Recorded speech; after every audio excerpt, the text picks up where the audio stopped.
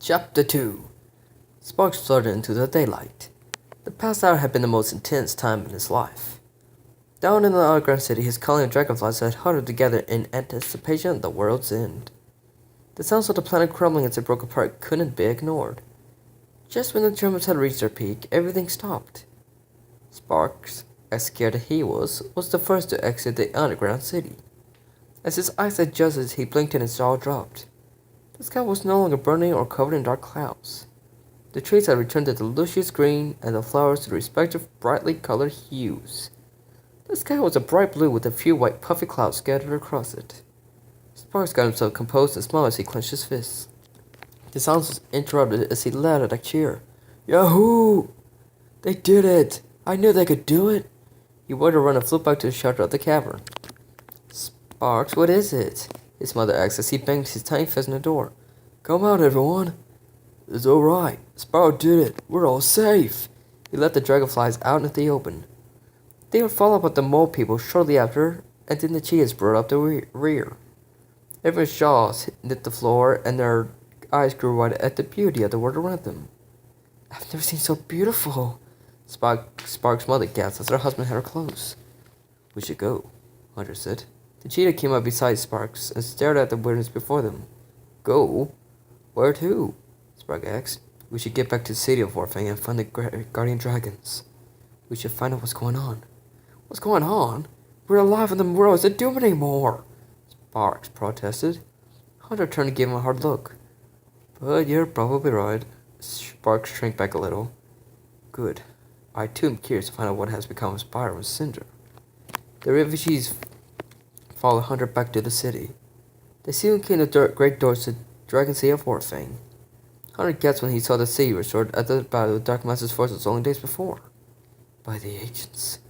It's a miracle. Wow. Spark shook his head as they continued to the city.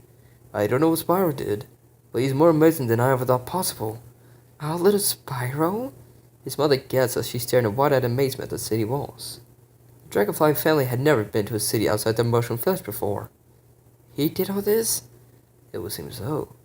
Hunter said with a bright energy shining in his eyes. He stopped at the base of the stairway to the main temple. Sparks, you should take your people back home. They are safe now, so they may return to their homes. But Sparks started to protest, but Hunter had already begun to ascend the stairs. Dragonfly's shoulders slumped in disappointment. Sparks, you go up. His father said, placing a hand on his shoulder. Dad, we know the way home, son. We know you're safe, so you can take all the time you need. Sparks finally gave his father a hug. Thanks, Pop. Get Spyro a hug and a kiss from me when you see him. Make sure he comes by for a visit. Oh, Mom. Do I have to? Yes, dear, you do. His mother smiled and pinched his cheek. We'll see you soon, son. His father waved as the mole people escorted them to the main gates. I'll be home soon, Dad, Sparks called as he flew up to Hunter.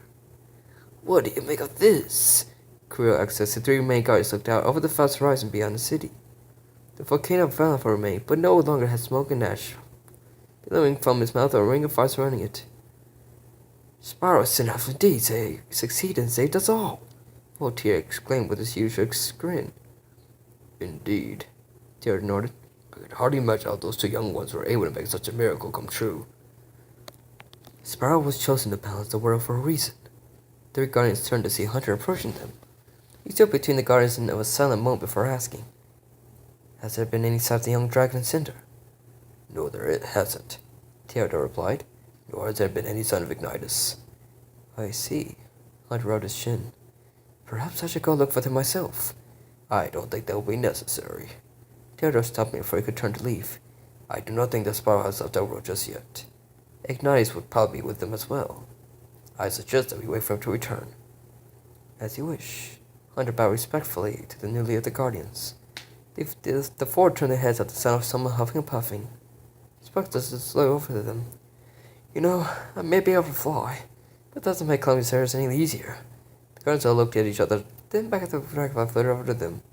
Is Spark come back yet? Not yet, Woody replied. We were just discussing what to do about him. And? Spark wheezed. We feel it would be best for you to wait here to for Spyro to return. The luxury guardian continued. What? Wait for him? Why?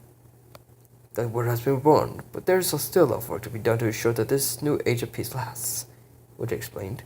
We believe Spyro will return in due time. But how can you be sure he will? Well, he's out there somewhere hurt. What if he can't get back here? Buck was feeling a bit more anxious than the Guardians noticed immediately. We pray that is not the case. Hunter said, stepping towards the dragonfly. But even if it was, Spyro still has Cinder with him. Those two look after each other like you and Spyro do when you're together. Am I right? Well, yeah. But Sparks knew that Chia was right. Hunter had always been a keen observer, and this time was no different. Have faith in your brother, Hunter continued. He'll return. You'll see. Sparks sighed. Yeah, I guess you're right. He looked up to the Guardians. His mind was stuck around for a while, wait for him. This place is home to anyone who wishes to call it that. Theodore nodded with a smile. And you're welcome here whenever you wish. You know, I'm really glad to hear that.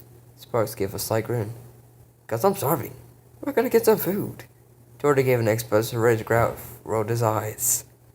Week passed by very slowly for Sparks. He spent most of the days with the stash of food at the highest town in the city so he could be the first to see Spyro if he came from a distance. As the second week came too close, he found himself growing more worried and tired. He had last broken himself from more sugar for a short while to go find Hunter to ask if he would be willing to track down Spyro. When he was unable to find him, he ran to Fortier. Hello, Sparks. How are you this fine day? The guy said with a big grin. It would be better if I knew where Spyro was. Still no sign of the young dragon? Sparks shook his head. Fortier noticed the sad look in Dragonfly's eyes. Perhaps, young Sparks, you are waiting for Spyro in the wrong place. The wrong place? Are you suggesting he's gone home? Fortier nodded. You know, you could be right. Sparks pondered for a moment. Wait, you're not just saying that to get rid of me, are you? Heavens, no! Fortier shook his head. Somewhat shocked the insect would ask such a thing. Are you sure that Spyro might be there? I'm not. It is merely a possibility. Fortier smiled reassuringly. He leaned in toward Sparks. But you wouldn't know until you try. Sparks stopped for a moment, then nodded. You know what? You're right. I should go see if he's home yet. I'll see you around. Without hesitating, Sparks stepped out of the room before Fortier could say, You're welcome. Filled with a new energy, Sparks flew home as fast as the little wings could carry him. When he finally reached the edge of the dragonfly fist, he stopped to catch his breath. When he had regained his wind after several days of flying, just to get there, he looked around. Things were just as he had left them. But no sign of Spyro. Not ready to give up hope yet, he had made his way through the village to his parents' home. Mom? Pop? Is anyone home? Sparks, is that you, honey? His mom called and clawed down to him. Yeah, Mom. Sparks gave her a hug. Has Spyro come back yet? No, we thought you were waiting for him. Well, I was. Sparks nearly choked. I just thought he might have come back here, so... No one has seen him yet? Sparks shook his head. Well, dear, all we can do is hope for his safe return at this point. Sparks let out an exhausted sigh. I'm going up to my room. I'll be down later. Okay, sweetie. Let me know if you need anything. His mother called after him. Your father should be home soon. Sparks closed the door to his room and flopped down in his tiny bed. He looked out the hole in the wall that served as his window and remembered all the times Spyro had slept outside his room when they were younger. The dragonfly sighed and let its eyelids drape darkness of sleep upon him. Another week passed by, and in the dragonfly village is still no sign of Spyro. Things had been looking up for Sparks as a lot of the female dragonflies had begun taking interest in him. They were always going on about how heroic he was saving the village from the end of the world and continually begged and tell stories of adventures with Spyro. The young dragon didn't mind the attention, but at the end of it every day he found his mind return to his dragon brother. He missed him so much and he couldn't help but let his mind wander. I should go out looking for Spyro, he said to himself as he floated through the forest one day. I mean, what if he really is hurt somewhere? I know Cinder would be with him, but what if she wasn't in shape herself to take care of him? Then she would need help too. Then he crossed his arms in disgust. I told her to look after him and she promised me she would. Does she have him tied up somewhere? Is that what's going on? He shuddered. One second, I probably don't even want to think of what's going on as far as tied up. Gross. Spark was too lost in his thoughts to notice two figures coming towards him out the woods. Maybe I should go back to and see if he's around to return there. Perhaps the guards can help you if he still isn't there. Or maybe Hunter. Sparks him to stop as Sparks floating by. Hey there, Sparks. Hey, Spyro. Sparks said without glancing off on the ground. He continued pausing on his slow pace to talk to himself. Then an idea jumped to his mind. Wait a second. Ask him and see if any of the guards can find him in the... Hold on a second. Sparks turned his head. Cinder and Spyro were both standing with their eyebrows raised. I must be seeing things. Spark shook his head and rubbed his eyes. The dragons were still there. Well, maybe I'm asleep. Spark pinched himself. Ow! No, not asleep. Am I going insane? No, Sparks. Spyro laughed. You're not going insane. I don't know, Spyro. I'd say he's made quick process. Cinder showed a smile. Spyro! Cinder! Spark shouted and flung his hand to Spyro's face with a big hug. I thought I'd never see you guys again. I did make a promise to you, didn't I, Sparks? Cinder stepped forward as Sparks released Spyro's face, allowing him to finally breathe. Dragonfly smiled at the black dragoness. You know what, Cinder? You're alright with me. Cinder giggled slightly. Good, I'm glad. Sparks flew over and hugged her face as well. Come on, we have to go see Mom and Dad, Spyro said, turning the tent towards the village. The dragonflies all stopped when they were doing when they saw Spyro and Cinder coming towards the village. All of a sudden, a cheer went up from the village. Cinder stopped, but Spyro continued ahead. The dragonflies all swarmed around him, hugging him and welcoming him home. About the commotion, Spyro heard a familiar voice. My goodness, Spyro. Is that you? Spyro looked down to see his foster parents hurry before him. Hi, Mom. Hi, Dad. I missed you both. My, have you grown? His father shielded his eyes from the sun as he gazed up at his adopted son. Spyro, who's your friend over there? His mother asked, peering all around him. The purple dragon looked back over his shoulder to see Cinder still standing in the shadows of a tree. She looked a little nervous. It's okay. Spyro coaxed her over to the crowd. As Cinder entered the light, Spyro smiled at her and she smiled warmly back at him. Mom, Dad, I would like you to meet Cinder. Why, Spyro! His mother breathed and placed a hand over her heart. She's beautiful. Spyro smiled and tried his best not to show he was slightly embarrassed. Thank you very much.